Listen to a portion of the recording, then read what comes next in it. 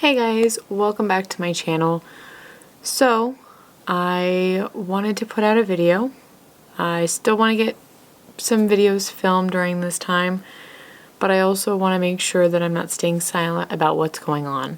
We want to end police brutality. I stand behind what the protests are for. I don't understand why we're evolving backwards. I don't understand why we are belittling everything that Black and people of color have done to get this far. It's like we're going back in time. And the problem is that none of people are speaking up. Everyone just assumes that if we stay quiet, if we just let this sweep under the rug, that it'll go away and everyone can move on with their lives. Enough is enough.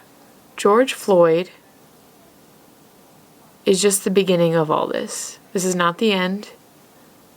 Even when all these protests are done, this is not the end. The end is when people stop racially profiling. Racists stop. How is someone going to murder this Black man, beat him in the back of their car while other police officers stand watch,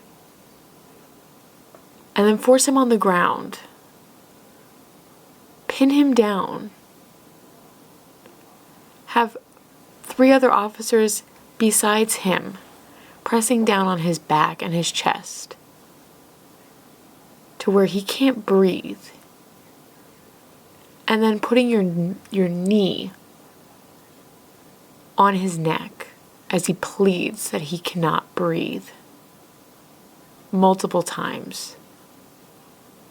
That kind of aggression does not need to be taken to arrest someone. I don't understand it. I've seen plenty of other videos of police arresting white individuals using less excessive force. I don't understand why that had to be done, and the cops need to be held responsible. When you hold your knee on someone's neck when they say they can't breathe, along with 3 other officers, when that wasn't needed, he was not resisting. All he was saying is that he can't breathe. That's murder. 8 minutes, 4 of which he was unconscious. Even after he went unconscious, stopped struggling, stopped moving, stopped breathing, they continued to pin him down. I'm disgusted. Absolutely disgusted. I understand that I may not have as many followers as some other YouTubers with millions and millions of followers to spread the word, but I'll be damned if I don't say anything to my 2,700 subscribers, to my 600, 500 followers on Twitter, to my 300 followers on Instagram. I'm gonna speak up. I can't believe that we are living in a world like this where Black people and people of color have to fear calling the police for help. I watched so many videos, a video of Black store owners who were having their store vandalized and destroyed by Black and white looters. They called the cops, and what did the cops do? They arrested the store owners. Thankfully, there was a film crew there who addressed the situation, and they did go after and capture the looters. But to assume, that is the problem with this world. Everyone assumes too much. I think the one thing that upset me the most last night, I'm not going to share the video because it was graphic, was a video of 77-year-old David Dorn, a retired police captain, who responded to looting and vandalizing from a store he had worked with in the past when he was on the force. He was a retired police captain, 77 years old, and one of the looters shot him dead. Actually, correction, they didn't shoot him dead. They made him suffer on the sidewalk. They shot him. I don't know how many times. It has not been disclosed from what I've looked up. But the video shows him laying on his back with blood. And he's still alive, suffering.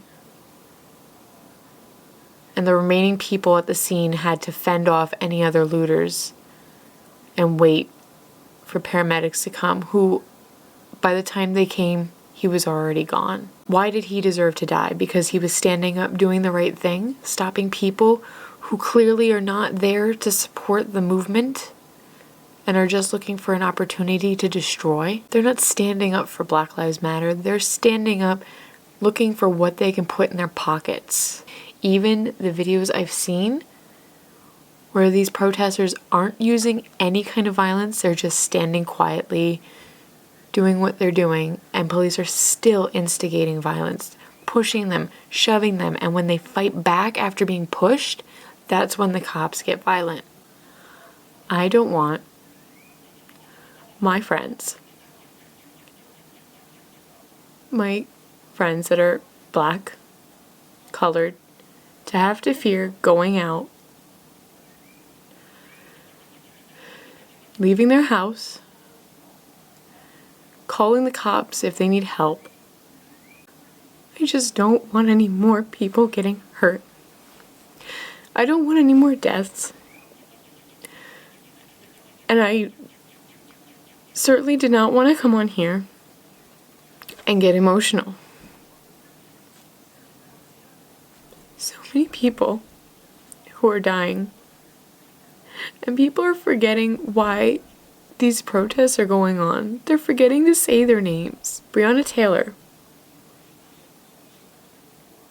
was shot in her home 8 times. Why are we not talking about these people? George Floyd was just the straw that broke the camel's back. He's just the tip of the iceberg. The rest of these people lost their lives. We need to be talking about them. I just implore that you guys, if you can, sign petitions, share information to keep everyone educated and informed. Donate. Donate if you can. Okay? I don't have a way with words like others. I lose my train of thought quite often.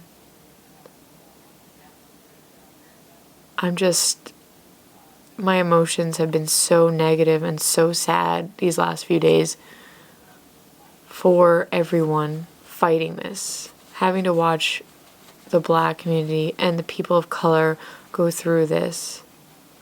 Enough is enough. If you guys are not normally subscribed to me and came here, I am normally a K-pop reaction channel. So I'm usually a lot more upbeat than this, but this is a matter that has upset me for the last time. I don't want to turn on my social media, the news, and continue to see this on it. My subscribers, I love you guys. I hope that if you guys are out protesting, be safe. There have been so many accounts of the police blocking off routes to go home before curfew if you are in a state that has a curfew for protesting. Please be safe. Be aware of your surroundings. Down below will be a link